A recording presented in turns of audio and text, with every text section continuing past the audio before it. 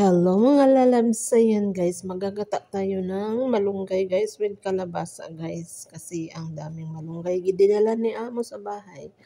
Ayan guys, magagata tayo at ipatikim natin kay amo. Ayan, syempre guys, igigisa ko muna yung ating garlic at saka ginger at saka onion guys. Ang aking tomat guys ay biniblend ko guys. Ni-blender ko ang tomat kasi galing sa freezer. So, kailangan kong i-blender. At dahil nagluluto ako ng marag kay amo guys, kinuha ko yung pakpak niya at yung buto niya guys. Hinalo ko dyan guys kasi wala akong pangsahog. Gusto ko sana lagyan ng shrimp kasi wala man akong shrimp. So, ayun na lang guys. Nilagyan ko na lang ng pakpak ng manok guys. At ayan na guys ang ating kalabasa guys. Napakalabo ng kalabasa guys.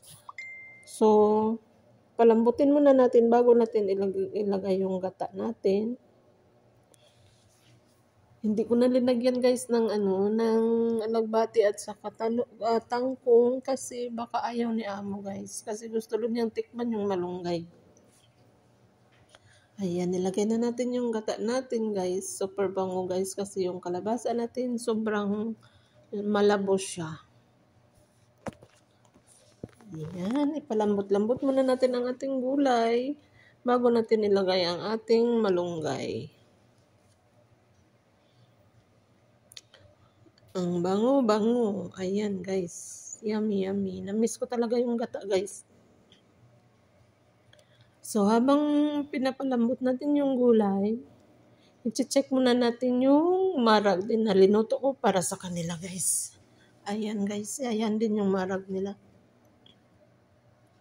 Kasi baka ayaw nila yung niluto ko guys. So, nagluto ako sa kanila ng marag. Ayan, medyo malambot na yung kalabasa natin. Ilagay na natin yung ating malunggay. Napaus na ako guys. Ayan guys, ang ating malunggay guys. Super sarap guys. Ang ating ginataang malunggay with kalabasa at talong.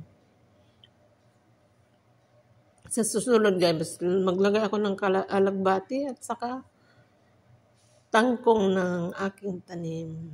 Ayan guys, super bango guys. Sana magustuhan ni amo yan. Yummy, yummy guys. Thanks for watching. Bye.